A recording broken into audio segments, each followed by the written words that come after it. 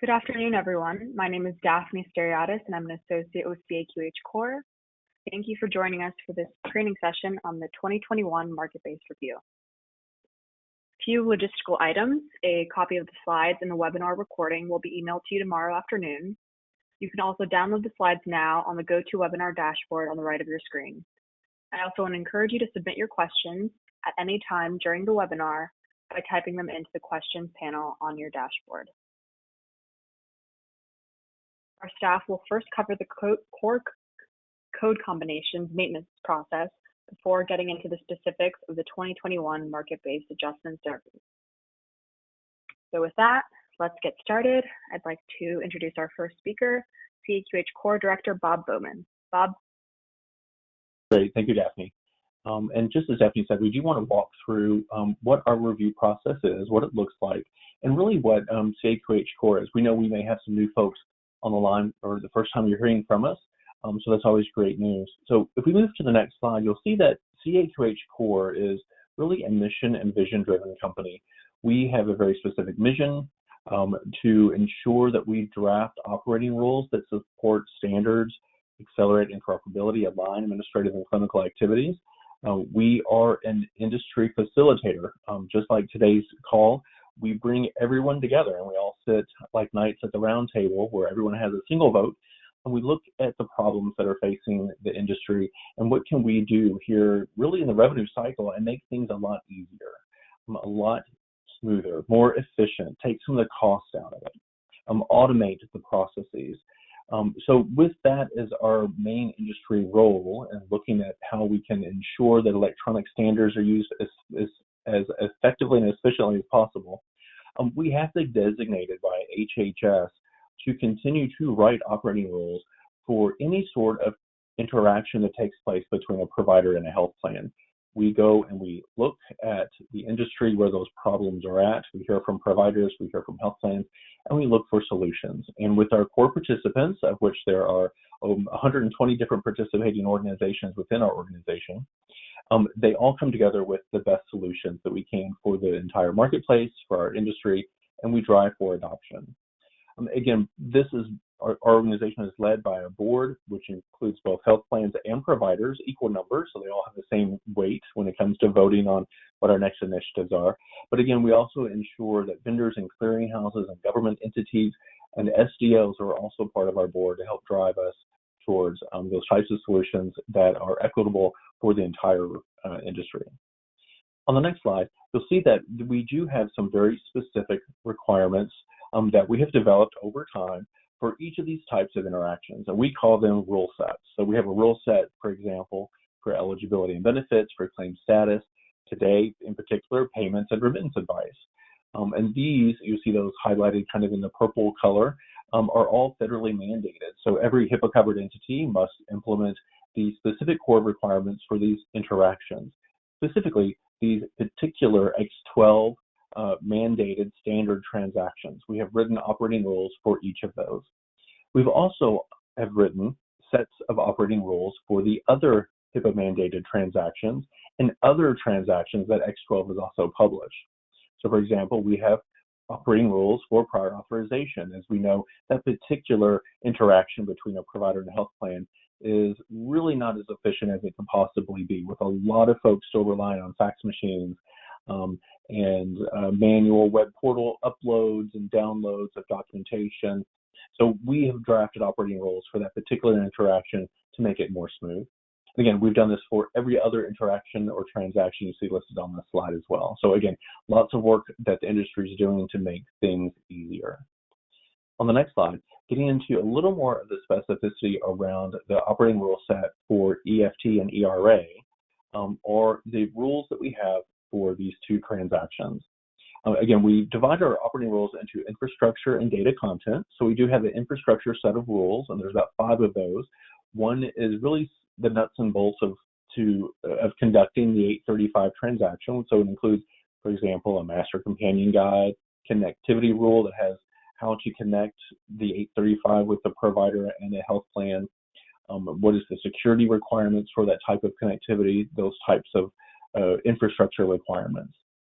We also have an EFT ERA reassociation rule. This reassociation rule ensures that a provider can reassociate the CCD plus, the EFT transaction, that they've received it from their bank or in their bank, with their remittance advice, their 835 transactions that they've received from the health plan, or also from a vendor or from a clearinghouse that's supporting either the provider or the health plan in that interaction. So again, that reassociation of those two different transactions coming from two different entities all to the provider, it's really helpful, again, to ensure that they can reassociate those distinct transactions. Last but not least, on our infrastructure, we have two rules for the enrollment of the EFT, and ERA transactions. This ensures that health plans have an electronic means by which providers can enroll for these transactions, thus automating and simplifying that process for providers. Last but not least, the data content requirements, and really the focus for our conversation today, is the uniform use of the CAQH and RARCs. And this ensures, again, that the health plans use very specific code combinations in reporting to the provider why a particular claim or bill has been adjusted, denied, and paid. Right? All of that detail is really important for providers as they work their accounts receivable and then bill the member or follow up with the member for any other sorts of payments or directions or instructions for the provider to complete according to the needs of the payer for the continued adjudication of that claim.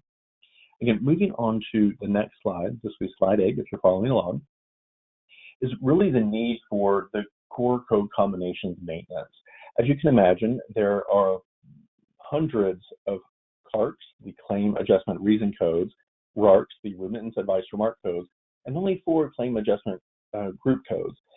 However, the diversity by which these can be combined and have a message back to the provider, letting them know exactly how a health plan has adjusted or adjudicated a claim, can be innumerable. So what we have done and our core participants really have come together and agreed that for 4 distinct business scenarios, which really account for it's the old 80-20 approach, really account for a majority of the problems the providers face, would work towards developing specific sets of core code combinations by combining a CARC and a RARC and a group code, or just a CARC and a group code, for example, together within that business scenario. Again, it makes it really important because these are the maximum sets of codes. Health plans cannot use any other code combination for business scenario number 1, which is additional information required because there's missing, invalid, or incomplete documentation with the claim.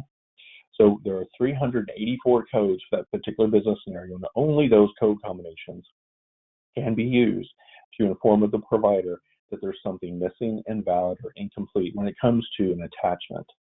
Again, we have other scenarios. Number 2, there for missing, invalid, incomplete data from a submitted claim. So this is data that's actually in the claim form or in the claim transaction, the 837 transaction, there's a problem with.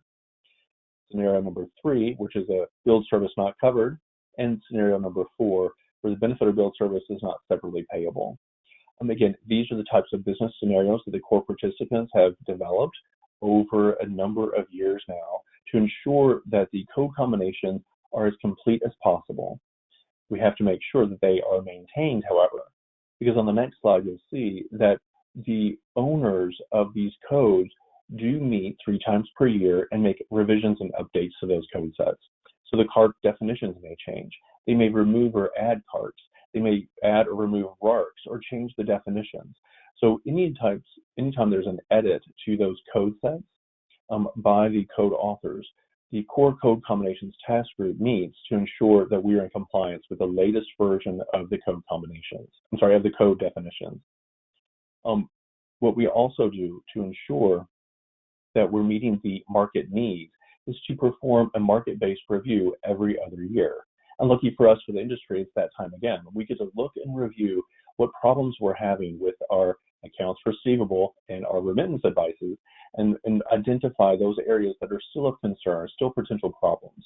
It's best if they fall within these 4 business scenarios, but there's also ways to, and Lena will get to this in just a moment, of letting us know if there's other things that we as a industry coalition need to consider as we review our work. So again, the market-based review happens every other year, and it's our task group's responsibility to review the needs of the industry and make sure that we're meeting those needs. Again, any core participating organization can offer up a volunteer to work with our task group to help us out in our mission. Again, so if you are interested in joining our task group, just let us know and we'll get you added to the roster. With that, I'll hand the call over to Lena to go into the details of our market-based review. Lena? Thanks, Bob. So if we move on to the next slide, please. The market-based review, as Bob said, is ensuring that the core code combinations stay up to date and stay accurate for the business needs of today. So this is the industry's biennial opportunity to ensure the core code combinations are meeting those needs.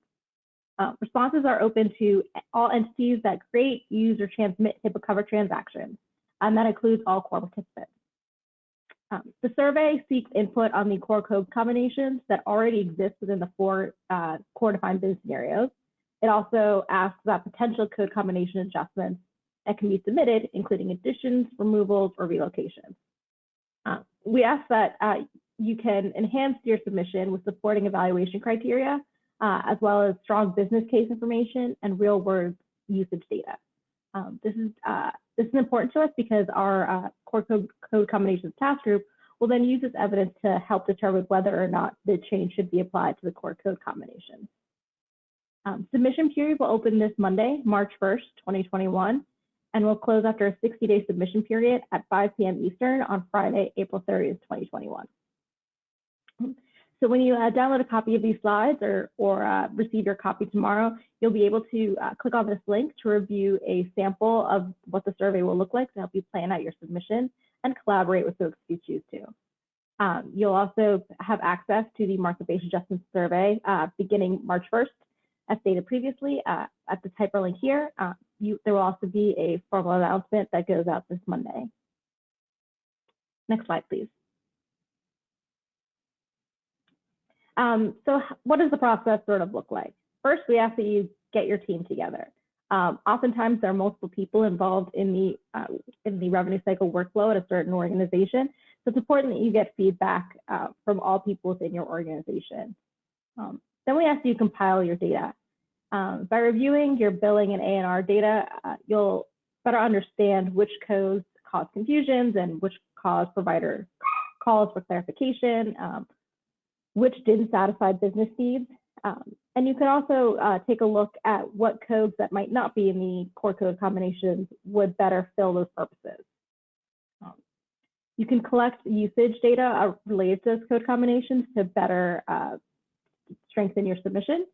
And then finalize your list of adjustments. Once you do that, you're ready to submit using the online survey tool.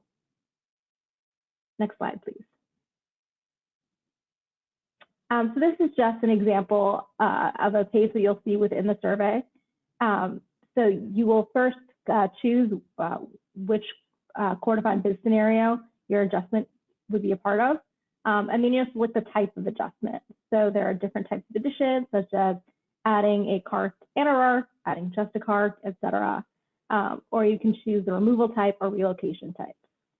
After that, you'll be asked for additional information as to which cart and RAR you're referring to, and asked to submit any real world data that you have to support your submission. Next slide, please. So a couple of tips and best practices for those of you who do end up completing the market-based review. We suggest that you use a single email address for submission. Create a shared email address for the organization team that's completing the submission. That way, if a team member is out of office, everyone can still access the survey and keep the process going. Keep a detailed spreadsheet of your submissions. Add an entry ID to allow you to easily find the number of any submitted adjustments you need to alter or delete. And finally, real world data. The best way to ensure that an adjustment that you submit is approved by the core code combinations task group is to have that real world data to back it up,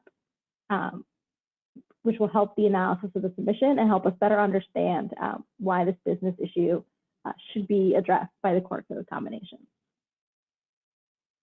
Next slide, please. So some of the frequently asked questions, where can I see a completed market-based adjustment survey? Again, once you receive these slides or download them today, there are links and resources within the CAQH website to help you plan your submission to see an example of the survey. There are also video recordings and materials on the website from past years, as well as additional guidance in our frequently asked questions portal. If you have any other additional questions or need assistance, please do not hesitate to contact us at CORE, that's C-O-R-E, at CAQH.org. And with that, next slide, please. I will send this back to Daphne for our first polling question. Thanks so much, Lena. So I will launch this poll to get a sense of what organizations are interested in submitting a response to the market-based adjustment survey. I'll keep this open for a couple more seconds before we move into our Q&A period.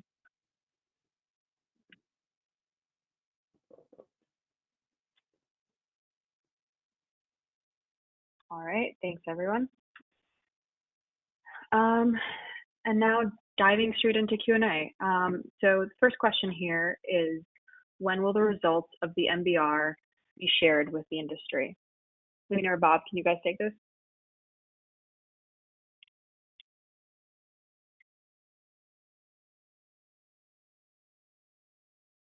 Yeah, this is Bob. And Lena, feel free to weigh in too.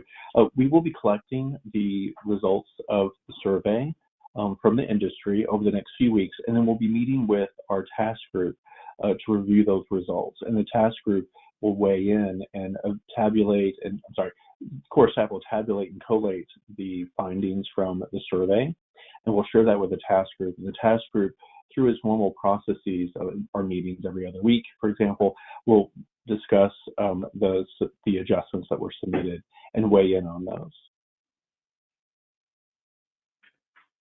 Yep, and those will be published, those will be reviewed during our July cycle for the CBR MBR, and will be published in the October update of the core code combinations.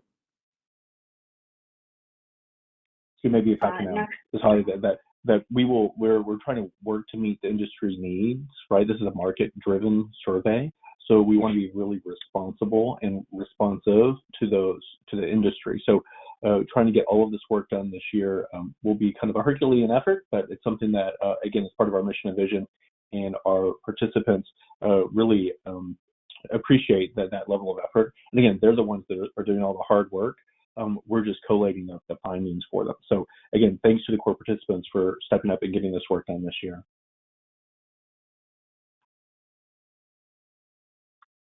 Thanks, Bob. Next question here. Will the CAQH core combos specify if a CARC should be used for denial pay or if it's informational?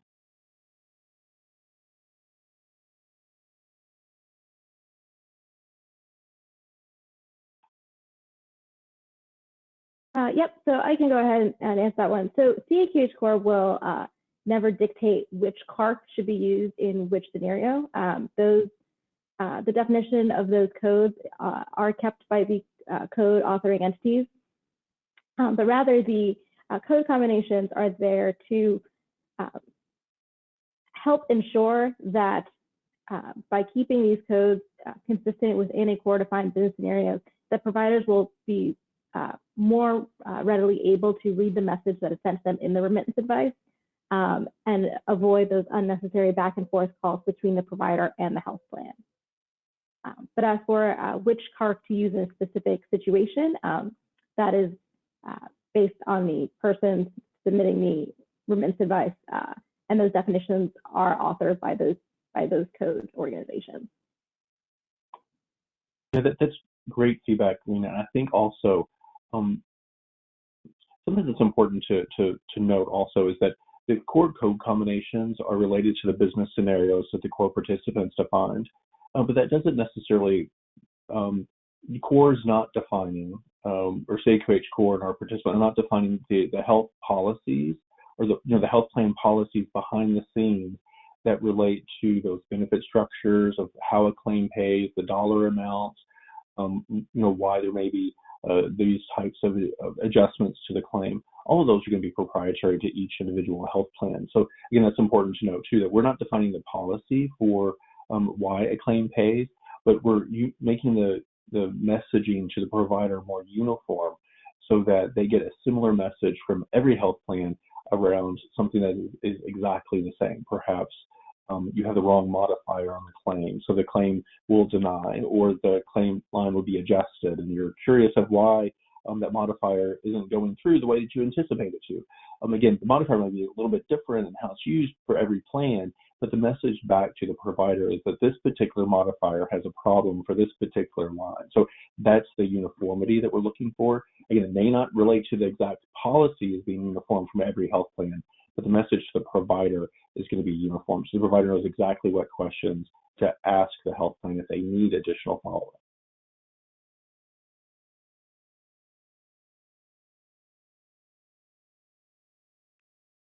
We have a question here. Are there any features that allow providers to submit additional documentation after the claim has been submitted and paid, but then gets audited afterwards, and the provider wants more documentation for the claim? That's a great question, and I think it's perhaps more related to that audit process and the attachments process related to claim submission. And although it may not be directly related to the CARCs and WARCs discussion today for the market-based review, and please, the core participants can weigh in on this too. And again, the survey, if you find a particular code combination, a CARC, a WARC, a group code, or it's a brand new business scenario itself, those can be submitted. We can review those as an industry group and discuss that. But I think this may fall into some of these scenarios that we're hearing with the kind of, you get some air quotes, but air quotes around problems with attachments, and ensuring that providers can submit the relevant attachment that is needed by the health plan when the health plan needs it for those types of audits. And again, maybe it's the audit or the adjudication of a claim, but in this particular scenario, I think the questioner is looking for, we have to do a lot of follow-up. We have to go do a lot of chart pulls and send in the data way after we've already gotten payment on the claim. How can we smooth out that process and simplify it? Glad you asked, because the core is actually working this year on our claims attachments work. So we are building a roster right now. So if you're a core participant and you want to work on these types of issues and problems, we're going to do that this year. We're going to open up those discussions with the industry leaders and look at what we can do as an industry to simplify that process and make it easier. So if you haven't seen it, we'll send it out with a group. We have a call out for folks to join our claims attachments roster, our work group, who's going to be looking and talking about this particular topic. Thanks, Bob. One final question here. Has the industry considered including codes such as non-payable allowed amount and payable allowed amount? Another nice, juicy, detailed question. This is a great way, I think, for us to understand the business scenario process that we have. Again, the core participants defined 4 business scenarios, again, quite a while ago now, but it may actually be time to review those business scenarios. Do we have to have additional business scenarios? Are we meeting the needs of the industry? And that's exactly what the market-based review is set up for. So this could be something that we either need to modify or an adjustment or a change to the 835 data content itself, or is this a group code, WARC code, and a CARC code combination that needs to be added, or is it a new business scenario? I think all that's all, the answer is all maybe. And again, the task group can look at any submission from the market-based review and kind of put it in the appropriate bucket or category that we need to consider it for. So I think this is something that is kind of broader for that discussion. But again, it's still important for the industry to understand that providers have challenges when it comes to receiving data from health plans. What's the best way for us to address that challenge? Thanks, Bob. Looking ahead at upcoming core events and a webinar that I think will be of great interest to this specific audience, We are continuing our collaboration with X12, and we have an April 8th webinar on the 835 transaction. As some of you may remember, we had a webinar with X12 on the 835 back in April, and that was an introductory webinar. So this one will be a little bit more advanced. And of course, if you want to view the previous webinar, the introductory webinar, that's up on our website and free for viewing for everyone. Core staff will also be presenting at the Healthcare Payment Innovation Conference and the HIPAA Summit. I quickly wanted to share some of the benefits of joining CORE as a participating organization, as you get to drive these rule development efforts and work with over 120 organizations that are leaders in our industry. And of course, these initiatives that we've highlighted today wouldn't be possible without our participants. And with that, I want to thank you for joining us. Once I end today's session, you'll see an end of webinar survey. Once the MBR is sent out to everyone, if you have any questions, please don't hesitate to reach out to our team at core@caqh.org. Thanks, everyone.